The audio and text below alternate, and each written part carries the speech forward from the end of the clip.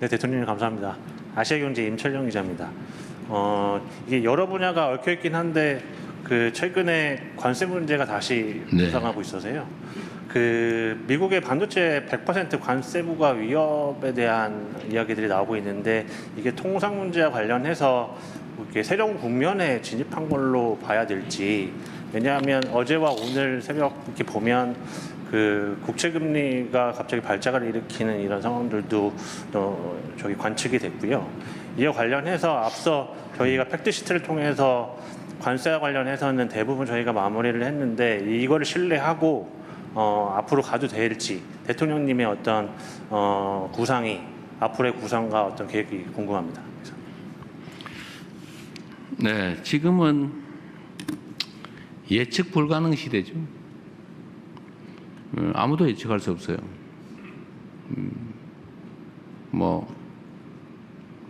베네수엘라 거기에 대통령이 다른 나라에 잡혀가는 거 쉽게 상상하기 어렵죠. 또 80년 우방인 유럽과 미국이 영토를 놓고 자칫 전쟁을 벌일지도 모르는 상황.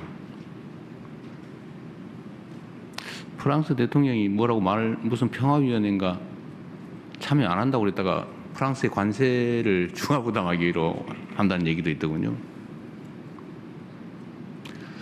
모든 게 예측 불능의 사회죠. 제가 전에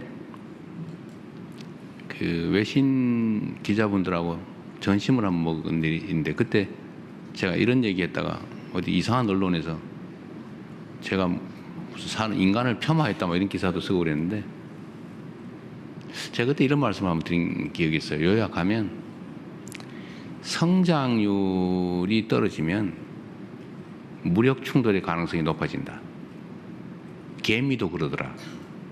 개미도 봄에는 안 싸우다가 가을에 대해서 식구가 쭉 늘어나니까 경계가 겹치면서 그 지점에서 전쟁이 벌어져가지고 시커멓게 죽어 있더라. 이게 이제 사람도 제국주의나 제국주의 충돌 이런 것도 결국 성장을 해서 계속 기회가 많아지고 나눌 게 많으면 평화롭게 지내다가 성장률이 떨어지고 더 이상 또 뭔가를 늘리기 어려운 상황이 되면 이제 서서히 충돌하고 대립이 격화되고 그러다 결국 물리적, 군사적 충돌로 대규모 충돌로 가는 게 인류 역사죠. 그래서 점점 그런 위험성이 커진다는 걱정이 사실은 내심으로 드는데 그렇게 안 되도록 노력해야 되겠죠. 전체적으로는 전 세계의 성장률이 떨어지는 그래서 경제적 갈등이 격화되면서 이게 정치적 갈등으로 그리고 나아가서는 군사적 충돌로까지 서서히 가는 것 같아서 참 걱정입니다. 그래서 제가 자주국방 얘기도 많이 하고 이제 전략적 자율성 얘기도 자주 드리는 거예요. 우리 대한민국이 세계 5위 군사 강국이기도 하고 그래서 방위산업을 제가 계속 육성해야 된다. 그리고 그러려면 그게 윤리적 도덕적 얘기를 하기 이전에 방위산업 수출도 저희가 이제 주력을 하는 측면이 있어요. 이건 이제 국방력 강화에 도움이 되기 때문에 그렇습니다. 그리고 이제 전략적 자율성도 최대한 확보해야 된다. 그리고 휘둘리지 않게 소위 말하는 이제 연루 위험을 최소화해야 된다. 그렇다고 우리 또 군사 안보적 용어로 방기, 그러니까 우리가 따로 완전히 배제돼서 소외되는 위험도 또 최소화해야 된다. 그건 대체 어떠란 말이냐? 연루도 되면 안 되고 방기도 되면 안 되고 균형을 잘 잡아야죠.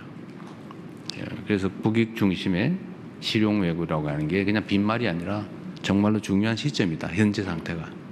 앞으로 그 중요성은 점점 더 커져갈 거다. 이제 그런 생각을 하고 있습니다. 그 중에 이제 이 관세 문제도 한 부분이죠. 미국으로서야 미국의 경제 안정을 위해서 그 엄청난 재정 적자, 또 무역 적자, 이런 문제들, 또 국내 갈등, 양극화, 또 제조 붕괴, 이런 여러 가지 문제들 어쨌든 해결을 하려고 보니까 좀 무리를 하게 되는 것 같고, 그게 이제 다른 국가들이 압력으로 나타나고 있습니다. 우리도 거기에 영향을 많이 받아서 어쨌든 상당히 오랜 기간 관세 통상 협상을 할 수밖에 없었죠. 전에도 말씀드렸지만 양국이 뭔가 서로에게 득이 되는 얻기 위한 협상을 한 게 아니라 우리 입장에선 덜 주기 위한 협상을 견디기 협상을 힘들게 해낸 겁니다. 지금 뭐 반도체 관련해서 100% 관세 뭐 이런 얘기 있는데 뭐 그렇게 심각하게 저는 우려하지 않습니다. 뭐 통상적으로 나오는 얘기고 이런 격렬한 대립 국면, 불안정 국면에서는 뭐 불쑥불쑥 튀어나오는 예상치 못한 요소들이 워낙 많기 때문에 이런 하나하나에 너무 일희일비하면 중심을 잡을 수가 없어요. 이럴수록 자기 중심을 뚜렷하게 가지고 정해진 방침과 원칙에 따라서 대응해 나가면 됩니다. 저는 반도체 문제는 대만과 대한민국의 시장 점유율이 뭐 8, 90% 이렇게 될 텐데 100% 관세 올리면 아마 미국의 반도체 물가가 100% 오르는 결과가 오지 않을까 싶어요. 왜냐하면 8, 90% 독점을 하고 있는데 물론 뭐 조금 부담을 하게 될지 모르지만 거의 대부분은 미국 물가에 전가될 가능성이 높다. 물론 이제 대만과 한국의 경쟁 관계 문제도 있긴 한데 약간 또 내용이 달라요.